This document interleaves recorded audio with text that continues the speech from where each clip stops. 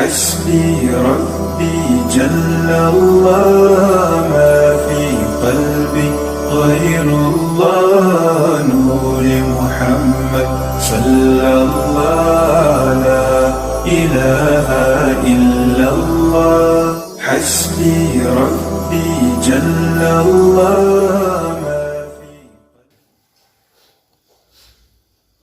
Bismillahirrahmanirrahim.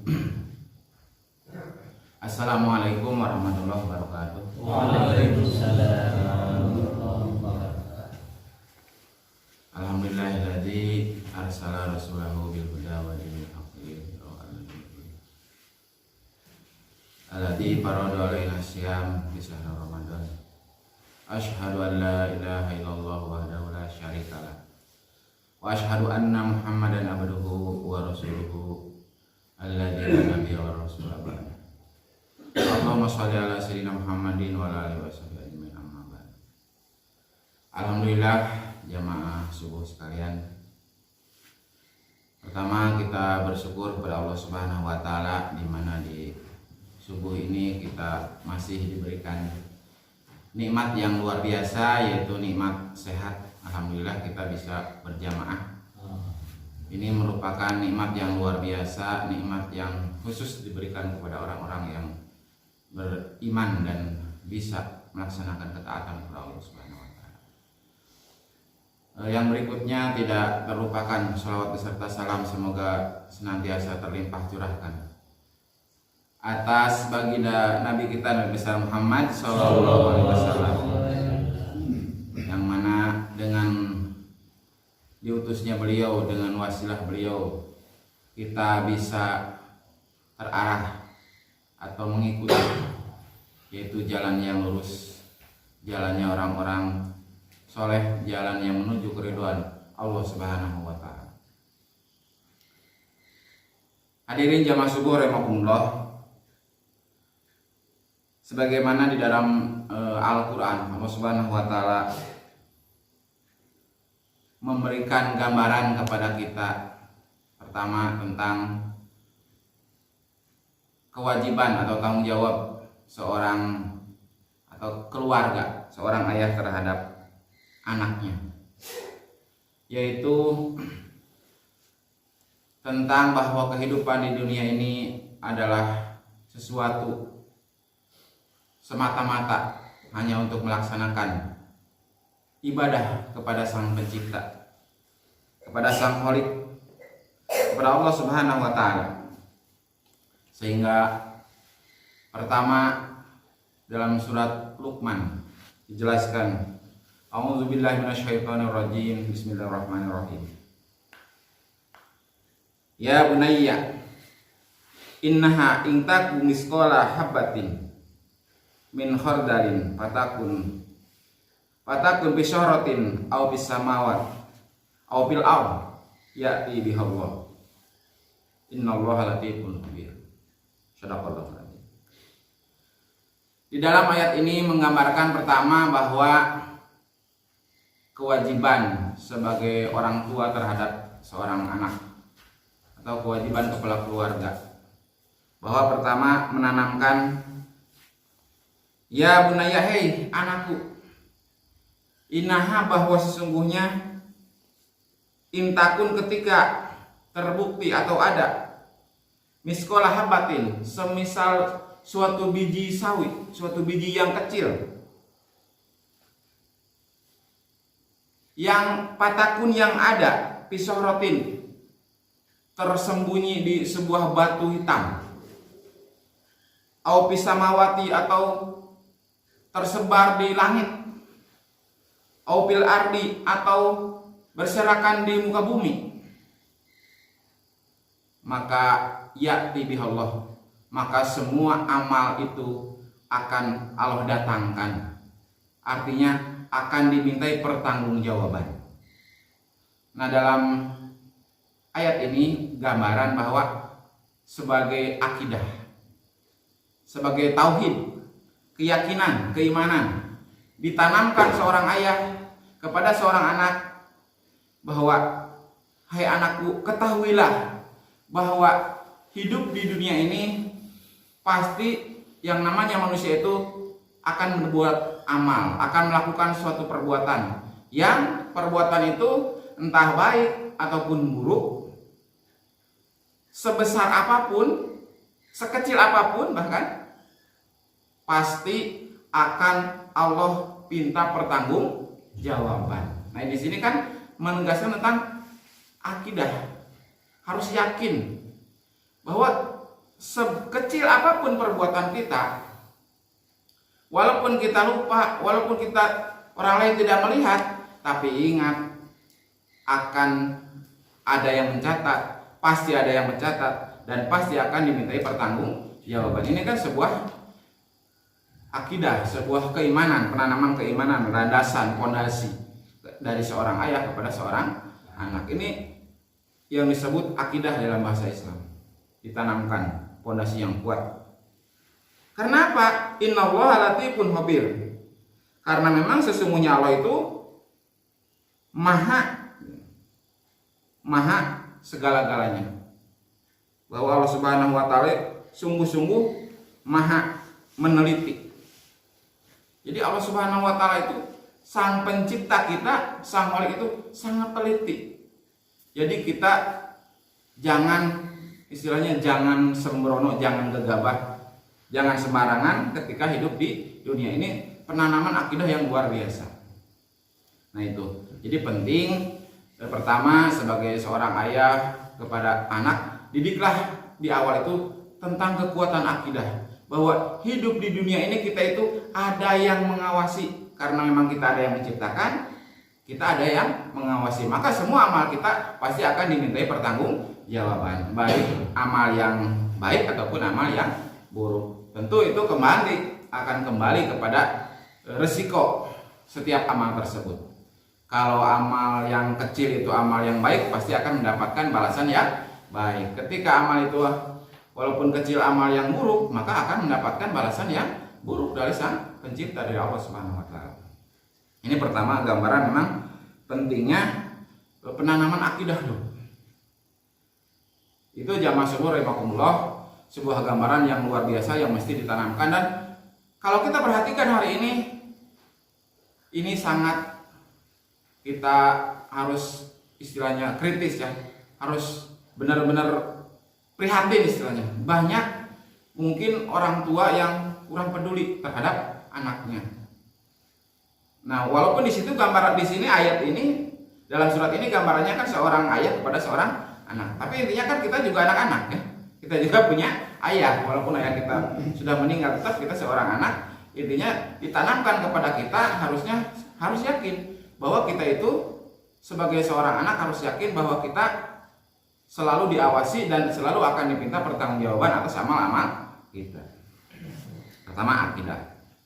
Nah, yang berikutnya, ayat berikutnya dalam ayat 17, yang tadi ayat 16 ya. A'udzubillahi minasyaitonirrajim.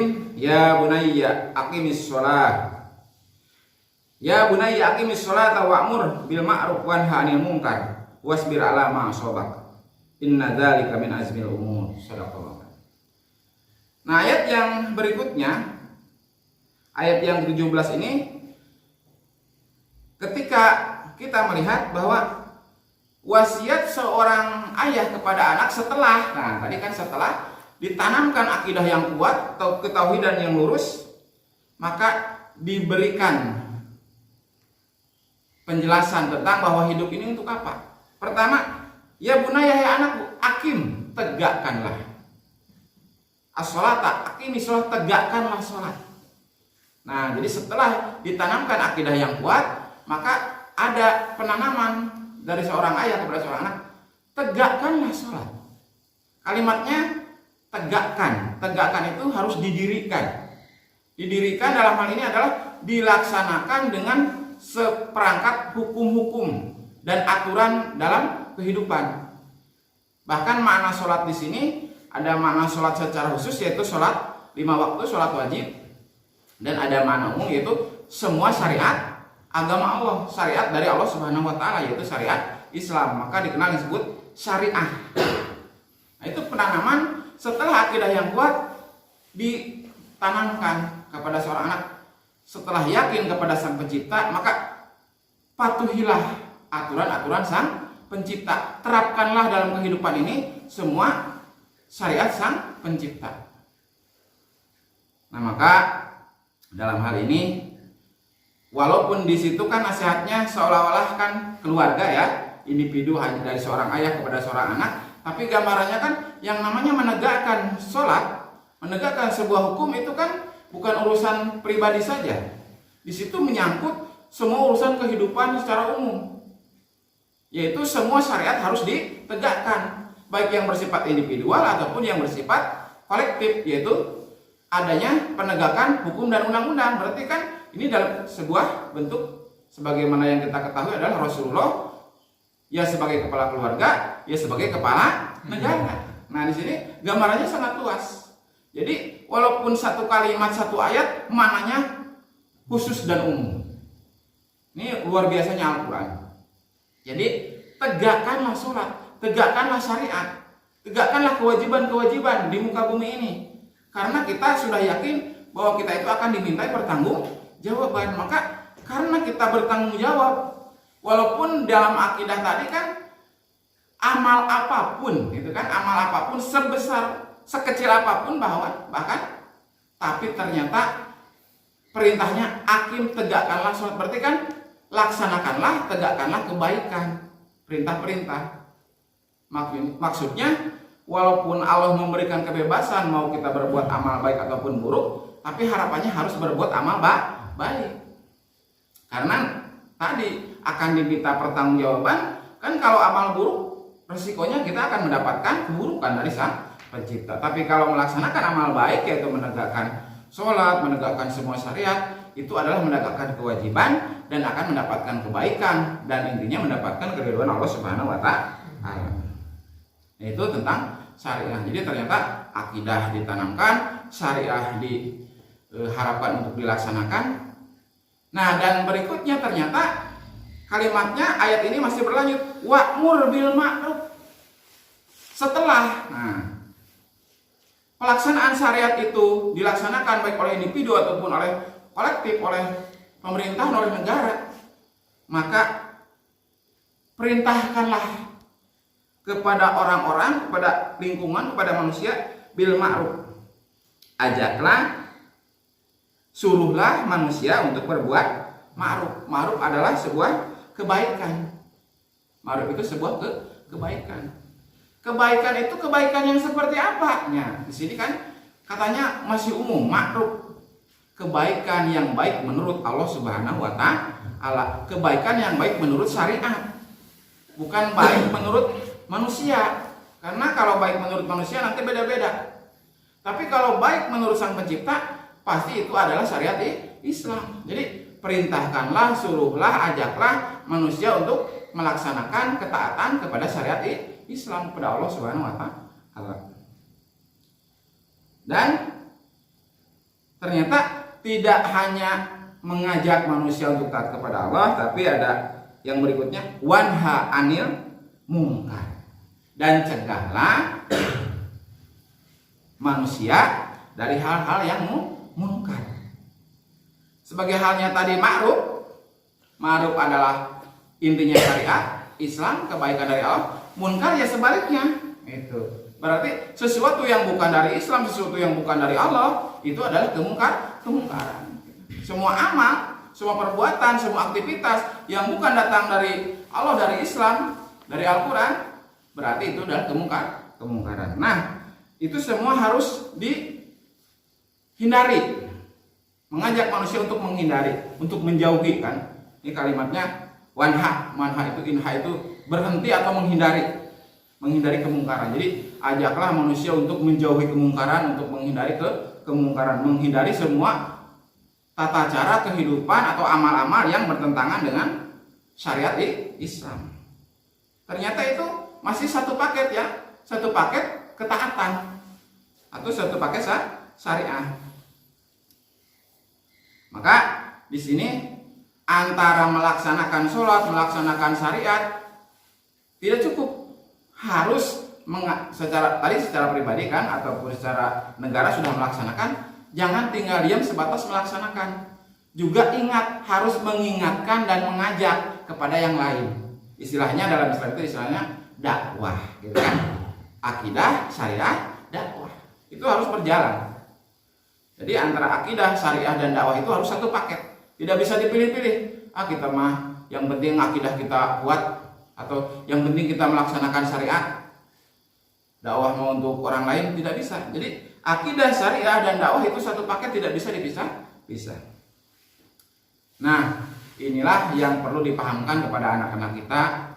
Tentunya kita sebagai seorang anak juga harus paham, gitu kan, bahwa ternyata hidup ini harus berakidah yang kuat, pelaksanaan syariah yang sempurna, dan menyampaikan kembali amal syariah tersebut kepada yang lain. Dan kita harus tahu, ternyata ayatnya masih bersambung, wasbir alama asyobak.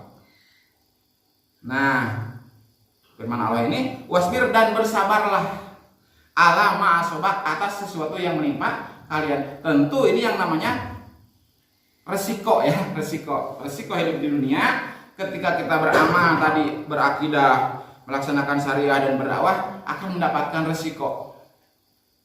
Resiko itu ya dua, kalau tidak baik ya buruk, gitu, menurut pandangan manusia. Nah, kata Allah di sini, bahkan kata Luqman kepada anaknya, anakku harus bersabar kalian atas sesuatu yang menimpa, baik itu diterima oleh masyarakat, baik itu kalau ketakwaan kita merasa apa? Merasa malas, gitu kan? Kadang-kadang kan mau sholat, kadang-kadang apa? Sholat subuh ya, malas bangun, sabar dalam arti harus tetap melaksanakan. Dalam pelaksanaan penegakan hukum-hukum syariat, walaupun susah tetap sabar, berusaha untuk melaksanakan. Kalau belum bisa terlaksana, sabar berusaha untuk mengingatkan. Bahkan sabar berusaha untuk mengajak orang-orang melaksanakan ketaatan, dan sabar selalu mengingatkan orang-orang dari meninggalkan kemaksiatan. Itu adalah resiko. Resiko itu baik ataupun buruk harus sabar, harus diterima. Karena di situ ada pahala, ada keridhaan dari Sang Pencipta. Karena apa? Inna dzalika min azmil umur. Karena perbuatan-perbuatan tadi, melaksanakan akidah yang kuat, melaksanakan syariah, termasuk penyampaian dakwah kepada umat, itu adalah sesuatu yang memang sungguh demikian, itu termasuk urusan yang harus diutamakan. Jadi harus diutamakan, intinya kewajiban. Yang namanya harus diutamakan adalah kewajiban. Maka hadirin jamaah subuh rahimakumullah, mudah-mudahan kita semua tergolong orang-orang atau manusia sebagaimana dalam ayat ini, dalam surat Al-Luqman ini, bahwa berusaha untuk berakidah yang kuat, bisa melaksanakan syariah secara sempurna, dan bisa menyampaikan dan mengajak manusia-manusia ke jalan yang diridhoi Allah Subhanahu wa taala untuk melaksanakan syariat dan meninggalkan kemaksiatan. Karena memang pertama adalah kewajiban, dan tujuannya untuk mendapatkan keridhaan Allah Subhanahu wa taala. Mungkin itu yang bisa disampaikan. Mohon maaf atas segala kesalahan. Wassalamualaikum warahmatullahi wabarakatuh. Waalaikumsalam warahmatullahi wabarakatuh.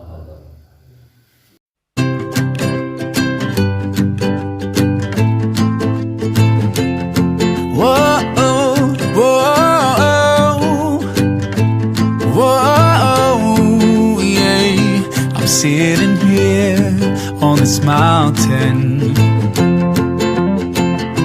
I'm thinking about your creation.